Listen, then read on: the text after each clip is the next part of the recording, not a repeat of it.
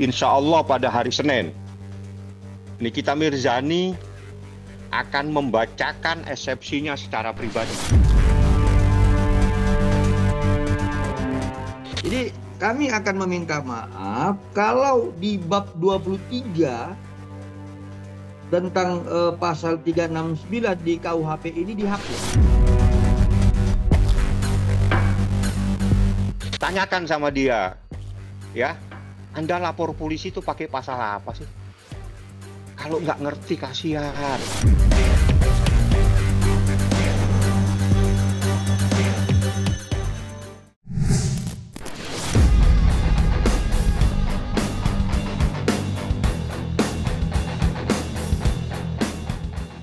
Usai beberapa kali absen dan memilih untuk tidak menghadiri persidangan secara langsung, Reza Gladys akhirnya terpaksa untuk menunjukkan batang hidungnya di muka persidangan.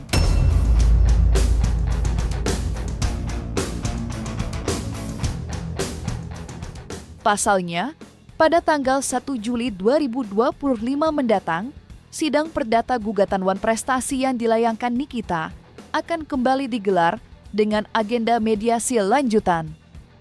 Dan pada momen itulah, Reza akan dipertemukan secara langsung dengan Nikita Mirzani. Menariknya, di hari yang bersamaan, sidang lanjutan perkara pidana juga akan diselenggarakan. Lantas, seperti apakah penjelasan Fahmi Bahmid selaku kuasa hukum Nikita terkait hal tersebut?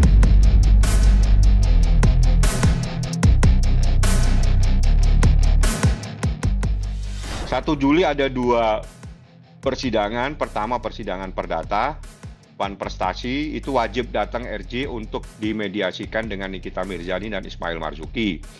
Yang kedua, terkait dengan eksepsi di perkara pidananya, RJ tidak diwajibkan hadir. Dalam perkara yang pidana pembacaan eksepsi tanggal 1 Juli, tidak diwajibkan RJ untuk datang dalam perkara pidana tersebut.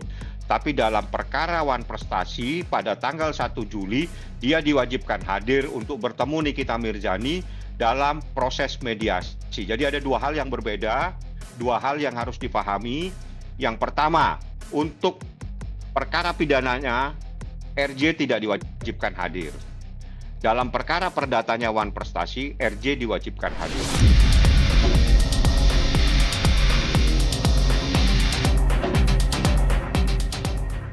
Ya, sidang pidana perkara pidana antara Reza Gladys dan Nikita Mirzani akan diselenggarakan pada hari yang bersamaan dengan agenda mediasi lanjutan gugatan perdata. Berdasarkan kabar, sidang perkara pidana antara mereka akan beragendakan pembacaan eksepsi dari pihak Nikita Mirzani.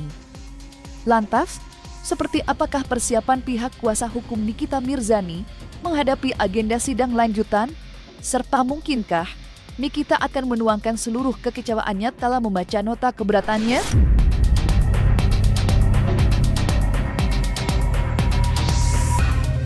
Ada, nanti Anda dengarkan sendiri di saat Nikita Mirzani menyampaikan nota keberatan atau eksepsinya. Ya, karena eksepsi itu akan dibacakan pada hari Selasa, Anda tunggu. Bahwa menyangkut masalah persidangan tadi, ya biasa itu begitu bagi kami. Persidangan di awal itu dakwaan, biasanya memang pihak terdakwa kurang setuju dengan dakwaan itu. Tetapi dalam hal ini, mekanisme semua telah dilaksanakan. Dalam hal ini, jaksa selaku penuntut umum yang telah menghadirkan terdakwa di persidangan dan telah membacakan dakwaannya, itu sudah sesuai mekanisme. Kalau pihak terdakwa merasa keberatan, ya silakan dengan adanya eksepsi. Insya Allah pada hari Senin, Nikita Mirzani akan membacakan eksepsinya secara pribadi. Jadi hari Senin itu ada dua eksepsi. Pertama, eksepsi yang akan disampaikan Nikita Mirzani secara pribadi. Yang kedua, eksepsi yang akan disampaikan oleh kuasa hukumnya. Yang insya Allah kurang lebih hampir 100 halaman eksepsi yang akan saya bacakan pada hari Senin.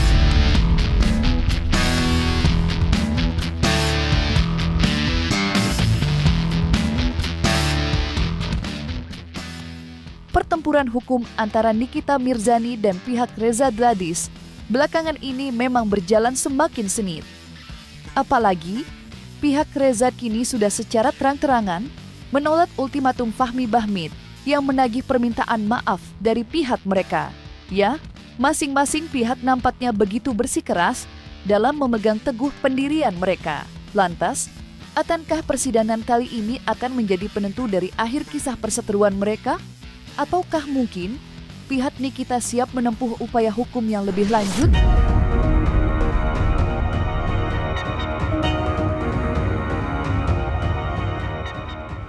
Ya nanti proses hukum. Nah ini kan maaf kan urusan moral. Kita kasih kesempatan secara moral supaya dia minta maaf. Tapi kalau kesempatan yang diberikan Nikita Mirzani tidak mau dia manfaatkan, jangan salahkan kalau kita proses secara hukum. Oh iya, jadi sekarang udah 5 kali 24 jam ya, keluar ini ya.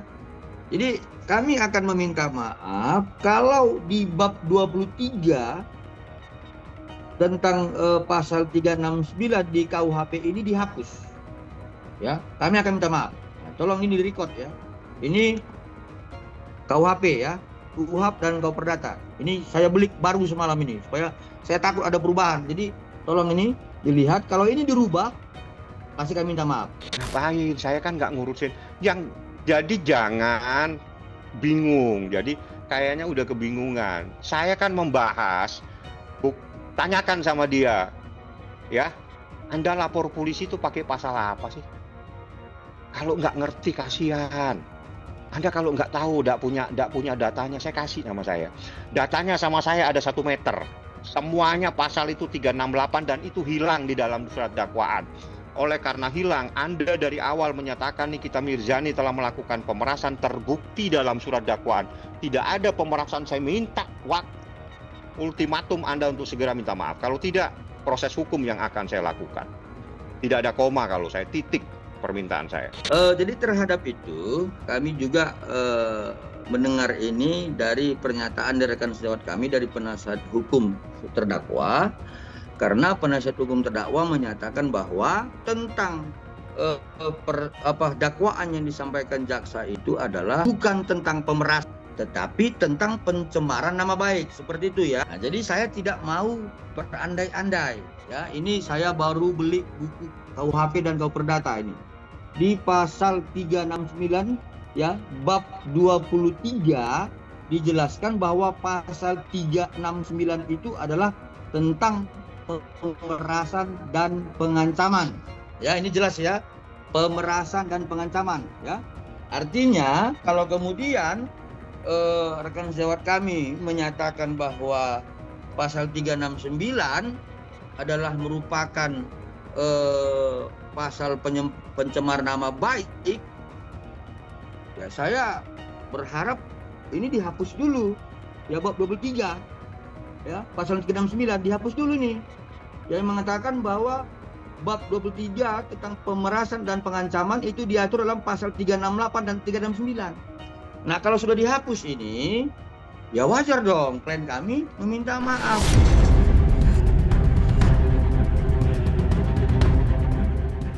Berbicara soal ultimatum Fahmi Bahmid, memang tidak bisa dilepaskan dari adanya dugaan perubahan pasal dari dakwaan yang dibacakan jaksa penuntut umum dalam sidang perdana kemarin. Seperti diketahui, selama proses hukum berjalan, pihak Reza selalu menegaskan bila Nikita akan dikenakan pasal dugaan pemerasan. Sedang dalam pembacaan dakwaan kemarin, Nikita dikabarkan hanya dikenakan pasal pencemaran nama baik. Hal itulah yang kini menghadirkan perdebatan sengit di antara kedua belah pihak. Terlebih lagi, pihak Reza masih yakin bila pemerasan bukan dihapus, melainkan disempurnakan sesuai dengan perkara yang terjadi. Lantas, seperti apakah tanggapan Fahmi Bahmid?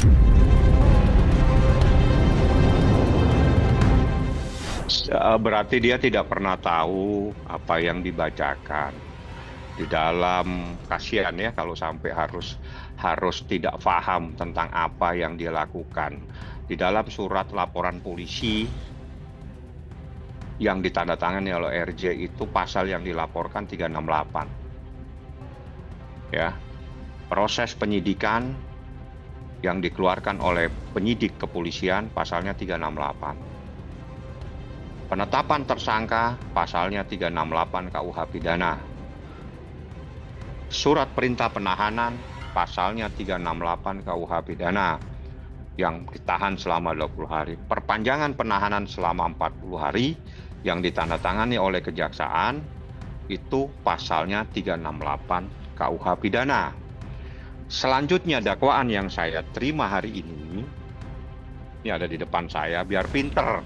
Jadi jangan asbun, asal bunyi, akhirnya tersesat. Saya langsung kepada pasal tersebut. Pasal 369 itu tidak pernah ada di laporan polisi, tidak pernah ada dalam proses penyidikan, tidak pernah ada dalam proses penetapan tersangka, tidak pernah ada dalam proses penangkapan, penahanan, dan perpanjangan penahanan. Semua pasalnya 368 KUH pidana. Tapi tiba-tiba dalam surat dakwaan inilah pasalnya. Anda bisa lihat pasal yang agak dibut, ini adalah pasal 369. Bukan merubah, tapi itu dalam satu dakwaan, dalam satu KUHP, undang-undang tindak hukum pidana itu satu bab itu. Hanya saja peletakan pasal yang lebih tepat, apalagi dalam uraian itu kelihatan bahwa ada alat untuk menggunakan komunikasi, misalnya TikTok apa, jadi melalui itu. Nah, itulah yang tepat di 369 ayat 1. Jadi tidak ada sama sekali perubahan, pergeseran, tidak ada itu. 368 ini kan pemerasan, dia bentuknya ada kekerasan. Sementara kasus ini kan dilihat oleh jaksa penuntut umum, perkaranya dia periksa dengan benar, ya, bahwa tindakan daripada terdakwa, ya, mencoba mereview yang jelek-jelek sehingga mencemarkan nama baik daripada Dr. Reza, ya, menjatuhkan nama baik Dr. Reza, sehingga dengan dijatuhkannya Dr. Reza itu diancam untuk memberikan uang. Jadi bukan ancaman fisik, tapi ancaman dalam pencemaran nama baik sama menjelek-jelekkan. Itulah bentuk ancamannya, ya. Makanya dirubah ke pasal 369. Karena di 368 tidak ada dikatakan masalah pencemaran nama baik sama menjelek-jelekannya, nggak ada. 369 yang ada di-review jelek sehingga dia jatuh, supaya jangan jatuh diminta uangnya supaya nggak di-review jelek lagi. Itu adanya di 369. Oleh sebab itulah JPU itu jaksa penuntut umum berubah menjadi 369, karena itulah fakta cerita perkara ini yang sebenarnya. Semuanya pasal yang Anda sampaikan itu adalah pasal 368 tentang pemerasan. Tapi dakwaannya jaksa menyatakan yang didakwakan pasal 369. Oleh karena dari awal Anda telah menyatakan Nikita melakukan pemerasan sebagaimana yang diatur dalam pasal 368, di dalam BAP Anda juga menyatakan dia telah melakukan pemerasan sebagaimana yang diatur pasal 368, saya minta Anda segera minta maaf kepada Nikita Mirzani. Kalau tidak, proses hukum yang akan saya lakukan.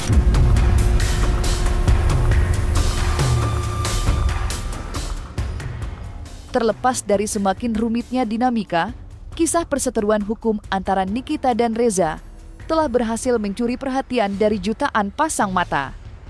Mulai dari kalangan pengguna media sosial hingga advokat dan pakar hukum sontak ikut bersuara. Apalagi dalam persidangan perdana kemarin, Nikita yang habis dilahap rasa kecewa memberikan sebuah pesan terbuka kepada Presiden Prabowo Subianto yang ia baca sembari merintih.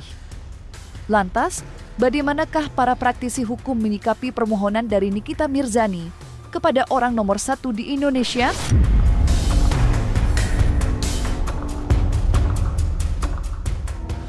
Karena saya udah lama nggak ketemu teman-teman awak media, ya, jadi saya daripada saya lupa, mendingan saya baca. Ini adalah tulisan saya. Ini Selasa 24 Juni 2025 kepada Bapak Presiden Republik Indonesia, Bapak Prabowo yang terhormat. Tolong hukum di negara kita, di Indonesia yang tercinta ini benar-benar diluruskan, bukan diatensi dengan kekuasaan, sehingga tidak lagi memilih mana yang benar dan salah. Saya telah menyelamatkan banyak muka orang Indonesia. Saya telah menyelamatkan muka banyak orang karena produk yang berbahaya dan overklaim. Namun penyidik hingga JPU bukannya mendalami atas produk tersebut, malah saya yang ditahan. macam apa oknum-oknum aparat yang ada di Indonesia ini. JPU tidak bisa membuktikan produk tersebut, namun saya punya bukti yang akurat bahwa produk itu berbahaya, tidak ber-BPOM, ada jarum suntiknya dan tidak ada barcode-nya dan tidak terdaftar. Tapi penyidik dan JPU ya tidak mengindahkan BAP saya. Dia tidak mendalami itu BAP saya beserta produknya si Reza Gradis atau Flexi. Tapi saya ditahan. Ya, cukup sekian dan terima kasih. Ya itu kan hal biasa, semua orang yang lagi bermasalah hukum menyatakan hal seperti itu hal biasa, nggak ada yang aneh ya. Tapi tergantung kepada beliau apakah ditangkap atau tidak, tapi kan ini kan proses persidangan jadi susah untuk ditampurin. Setiap orang untuk meminta perlindungan kepada pimpinan yang lebih tinggi itu hak setiap warga negara. Bila mana di dalam proses hukumnya itu merasa ada yang tidak adil, merasa ada yang tidak cocok, merasa dikriminalisasi misalnya, ya, itu boleh. Itu hak warga negara untuk meminta perlindungan termasuk kepada presiden.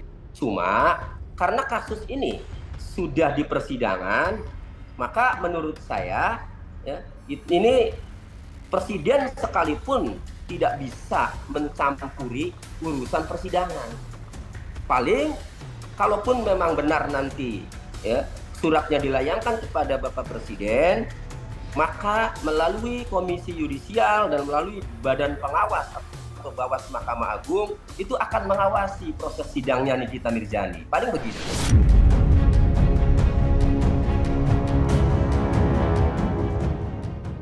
Selesai sudah Cumi Lovers, saksikan terus Cumi Camp Indep, kabar lengkap, mendalam, dan akurat dari narasumber terpercaya.